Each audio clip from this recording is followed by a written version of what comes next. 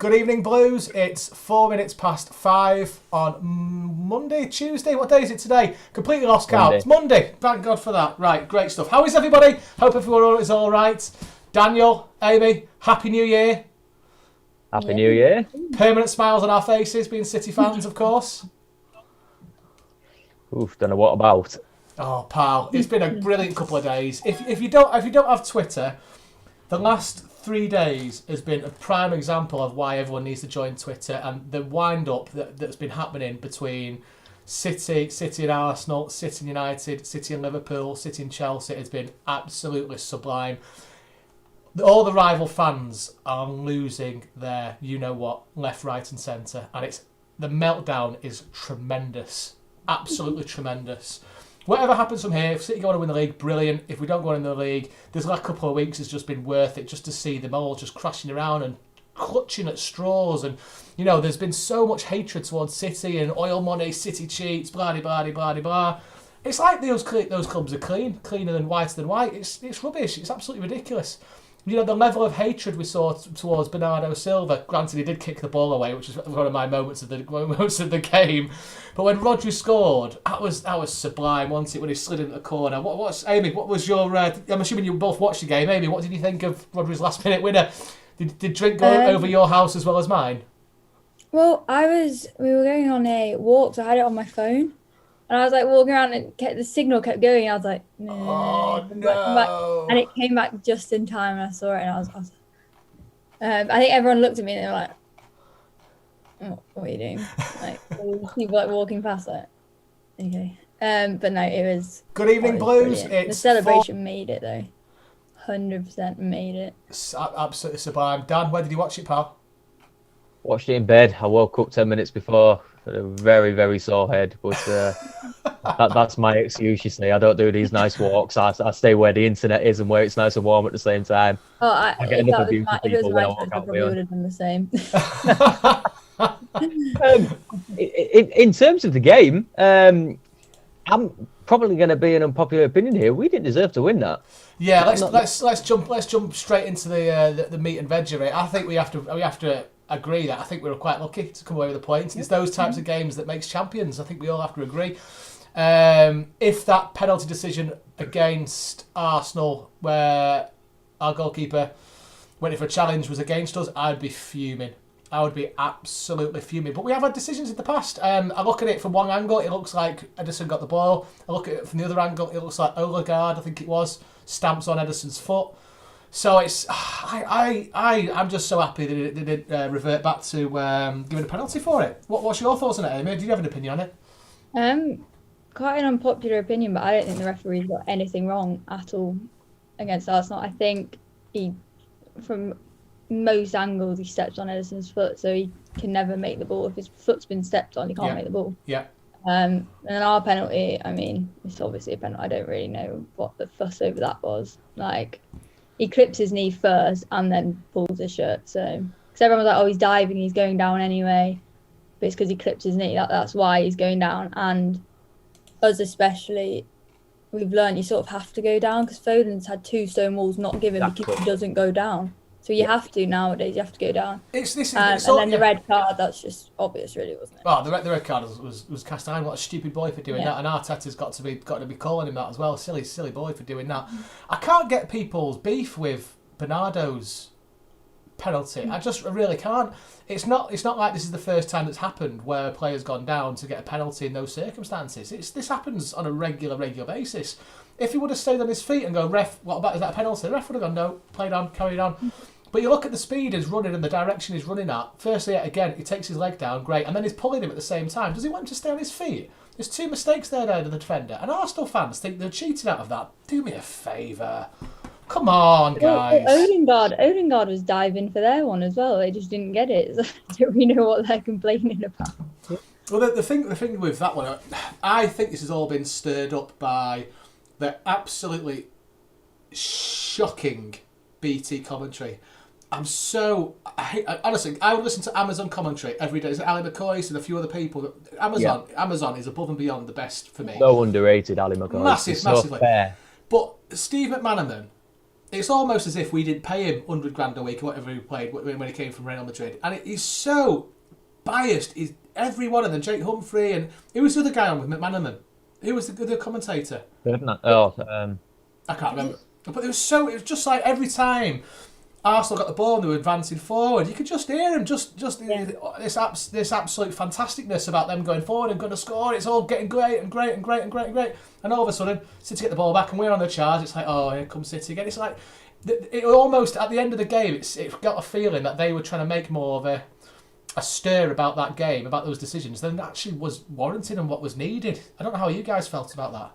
Fair play to Peter Walton for it as well. Normally, I disagree with him. He's probably one of the worst sort of in the studio refs I've ever come across. He half the time he changes his mind. I don't even think he understands what he's talking about half the time. But Rio Ferdinand was one of them. He kept prodding the ball, saying, "Well, I don't understand how that's not a penalty, or why that one's not checked, or how's Bernardo Silva's penalty if he dived or stuff like that." And he was slowing it down so much for Rio. It was almost like he needed ABC alphabets to show him what he's actually talking about, because he was just there going, "Look, Rio, if he didn't dive, VAR wouldn't have looked at it.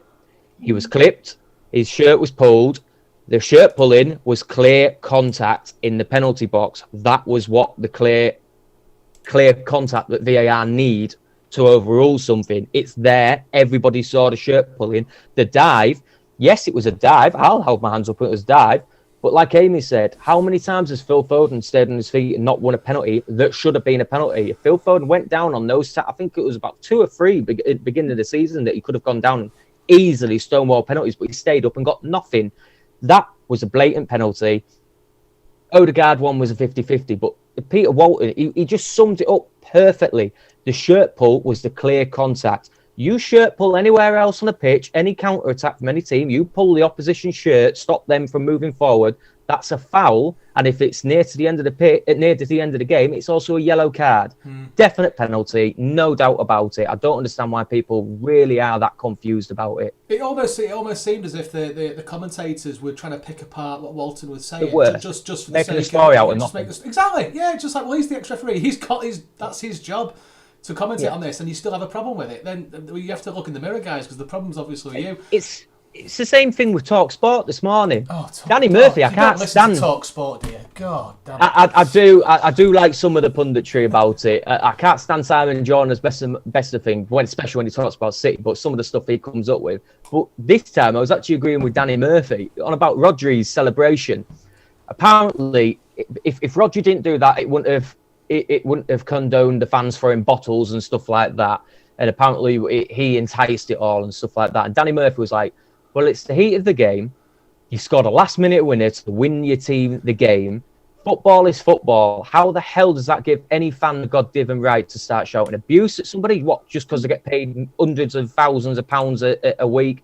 That doesn't give anyone the right to the abuse. Yes, they pay to come see the game, but you're celebrating. I don't see anybody picking up Jamie Vardy for the amount of times he's done it to us or any other opposition fans. He goes round, stands there and goes like this when his team are winning, enticing the fans. You don't see that dragged into the media, but because it's a last-minute winner by a Man City player, media biting up. And people then go, oh, you're only banging on about because it's City, moaning that you're unfairly treated.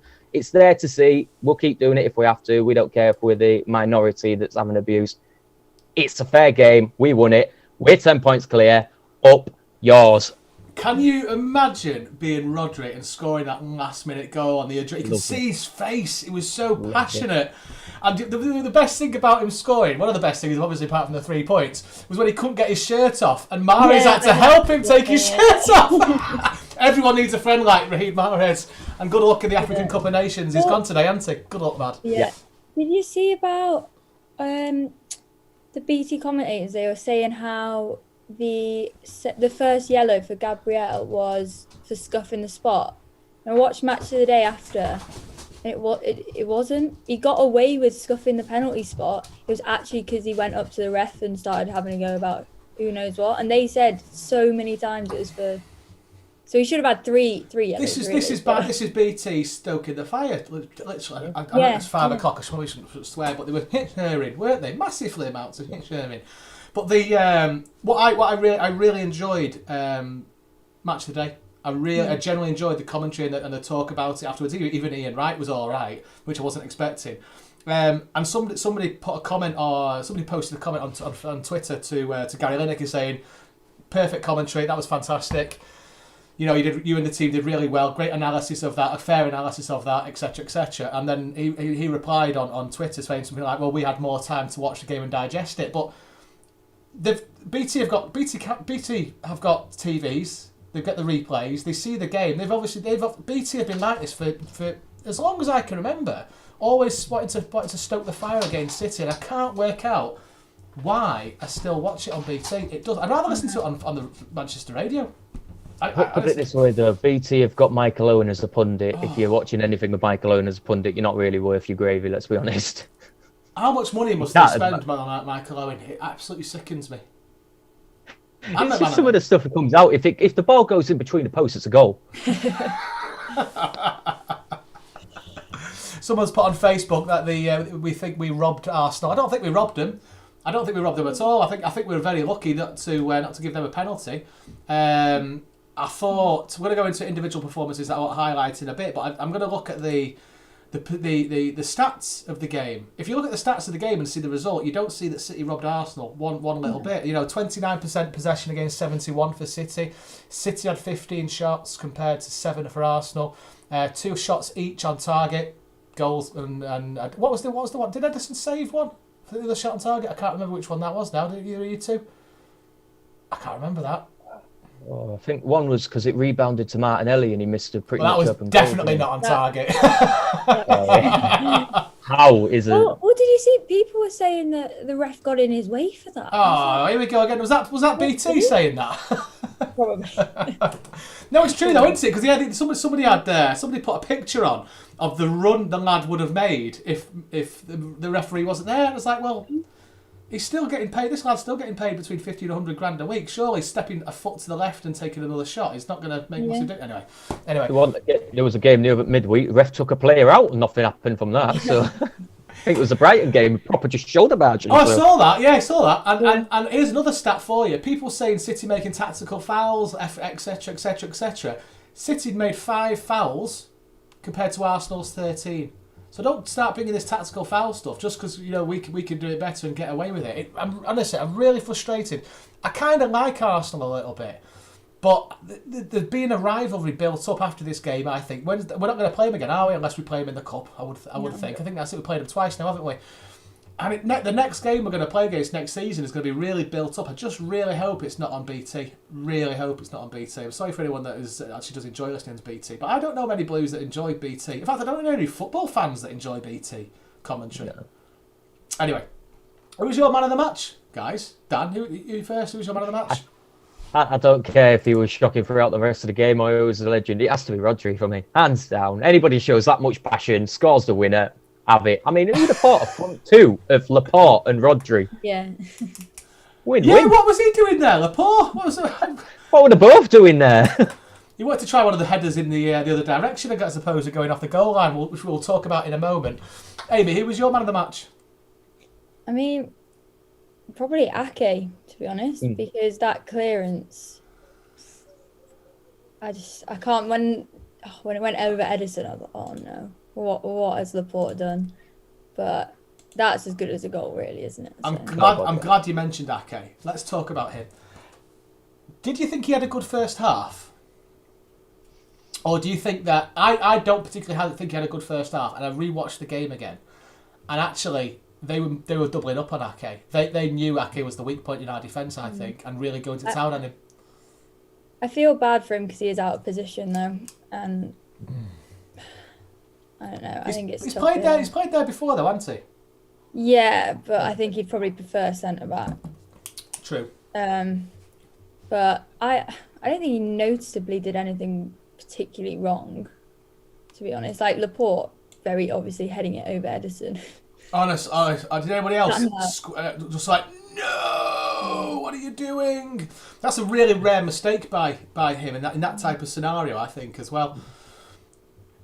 Yeah.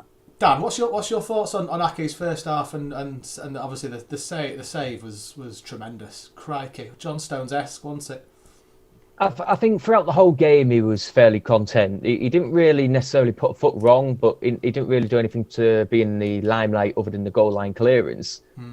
He just did what proper centre back should do, and he does it. I think he goes so much under the radar throughout all his City career so far. Being under the radar, just being consistent. Every defender's due a little blip here and there. Every defender is every outfield player. You can be a forward and have a blip. Why can't it be any different for Ake? Just because he come from a relegation teamed Bournemouth for 40 mil, he's useless. I see a lot of things, but he had a very consistent game for me. Didn't really put a foot wrong. Lost possession a couple of times, but not too many times. But like Amy said, that clearance off the goal line, that is as good as a goal. And if he's 100%. switched on enough to get back there and clear that goal, he is as good a performer as anyone who scores a hat-trick on that pitch, because you need men switched on at the back. If a cock-up between one of your centre-back partners and the goalkeeper happens, you need to be that last man. And he was. It's a fair credit to him. Any of the haters out there that said he was shocking and what have you, what if that had gone in? It would have been a completely different game. It's right, actually. The game itself was a funny one. Because I generally thought we looked tired, we looked leggy. And then I realised we only played, was it 3 days ago, and Arsenal have had a full week off to train, so you can kind of get that. But can you? We got a big enough squad? I don't know. I'm playing with my own mind a little bit saying that, but we did look a bit tired. But I honestly, that game had all the hallmarks of the Vincent Kompany Leicester game to me. Everyone will remember this game. Everyone will remember this game at the end of the season. I just hope it counts. And I think if Liverpool win their next game, they go 8 points behind us. Is that right? Yeah. Yeah. So it's a big couple of weeks for us. But it's going to be a big January for us. January's always a big month for us. But December's been brilliant, hasn't it? December's been absolutely fantastic for City. I just can't wait. We've won every game by one, and that was the Champions League game, wasn't it? So it's perfect December, really. Cracking little stat for us there, and obviously we've got Swindon on Friday, which we'll have a bit of a chat about going into it. VAR. So obviously we're going to give VAR a couple of seconds here, a bit of seconds of time, because it's an interesting one. This. Do you think they need to change the clear and obvious rule? Or do you think if it's a penalty, it should be a penalty? If it's not, because it's a tough one to ask with the Ederson decision, because I know people that would give it, I know people that wouldn't give it, and it's not clear and obvious, is it? That's a grey area. But do you two think they need to start thinking about changing the clear and obvious aspects of VAR? Yes and no. I think it's 6 of one, half of a dozen of the other. You can't change the rules behind VAR without making the referees better, because some of the referees and the officials in VAR themselves don't have a clue.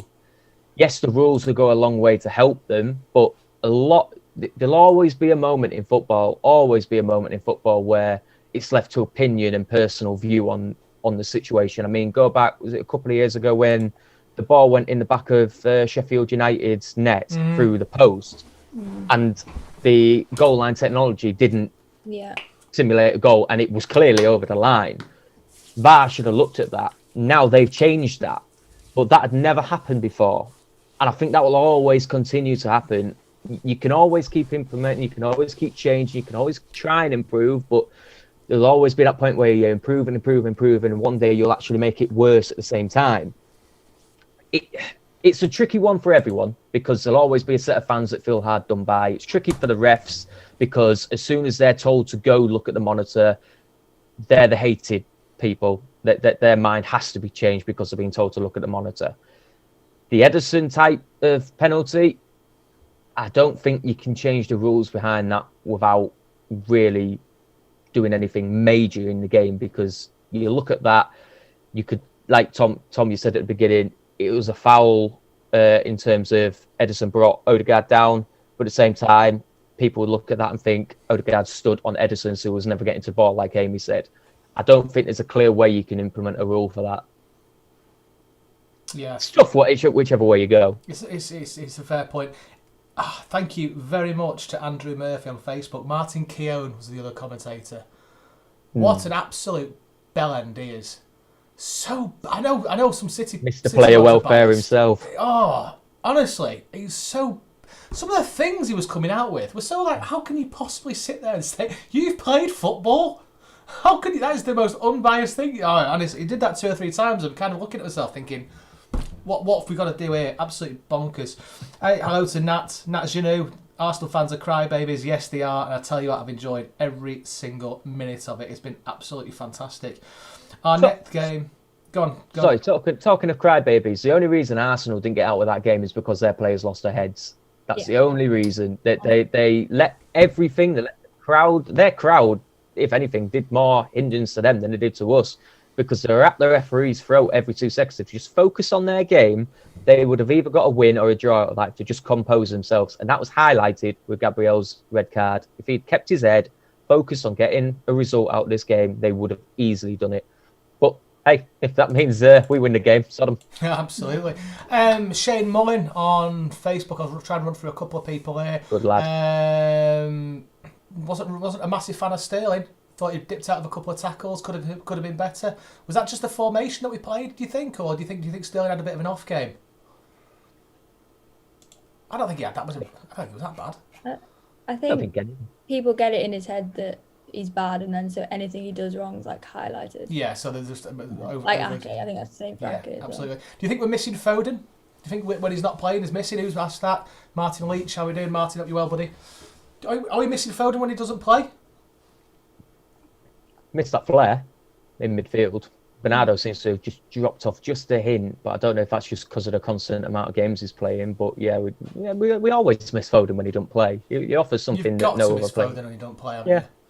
Yeah. This is a side question now. This is something I've been thinking about. Now I love Phil Foden.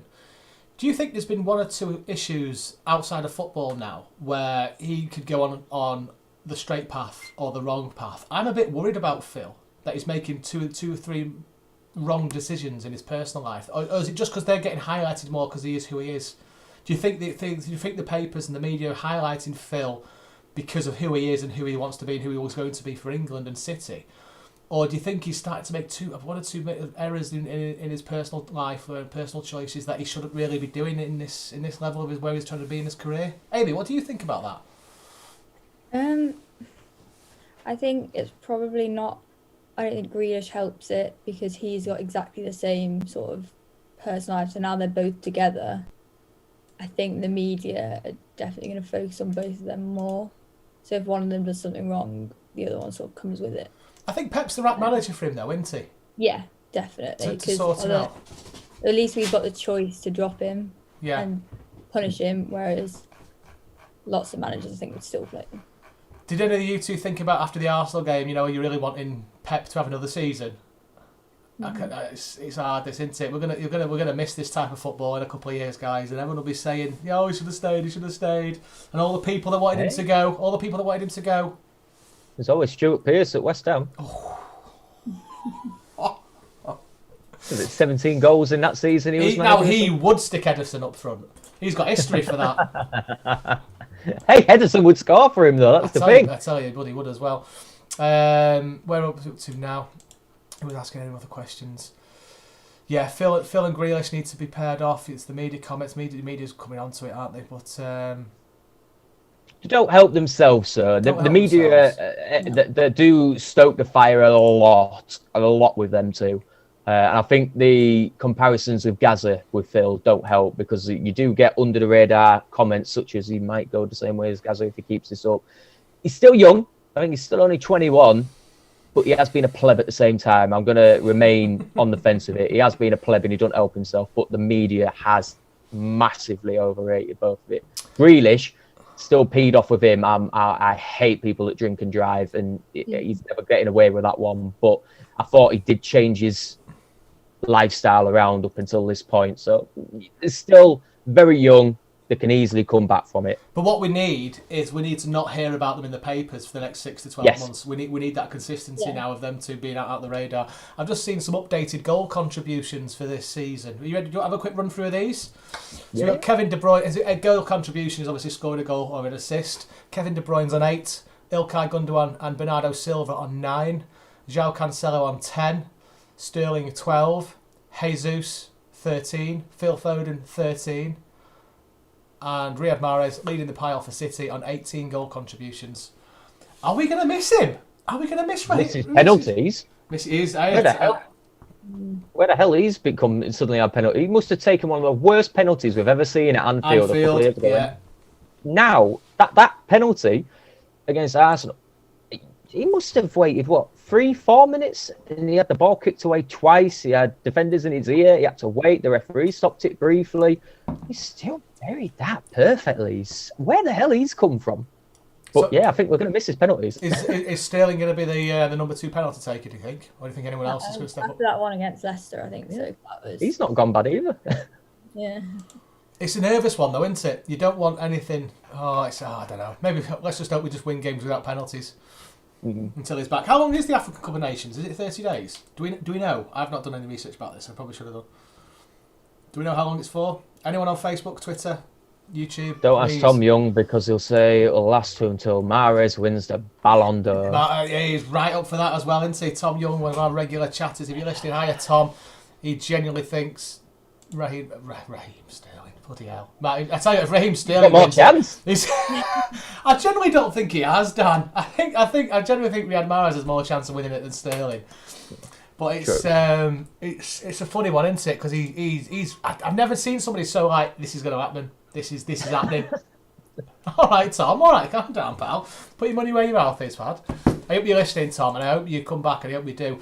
Let's move on. Let's move on quickly, because we're going to wrap it up very, very, very soon. But I wanted to talk a little bit about, we've got Swindon on Friday, haven't we? So, are we expecting wholesale changes? Because Pep never really does wholesale, does he? He'll make what? 4 or 5 subs, 4 or 5 changes, do you think? What do you reckon, Dan? Do you think the wholesale changes are coming in? Do you think the Cole Palmers of the worlds are starting? Do you think Keiki is going to start, for example? I'd like to see him play, but I don't think he will. What would you do if you were Pep? It's a shame Halifax isn't on this, because he'd be able to give great insight into what the youngsters and EDS have been doing recently. Yeah. Because I do think we are going to look at a very, not depleted, that's probably not the right choice of words, but rotated side compared to our normal first 11 or first 22, I should say. Yeah. I do think the Cole Palmers of the world will start. It just depends on what squad he's got available, because that bench we had was that was kids. I definitely think things like Stefan will definitely play.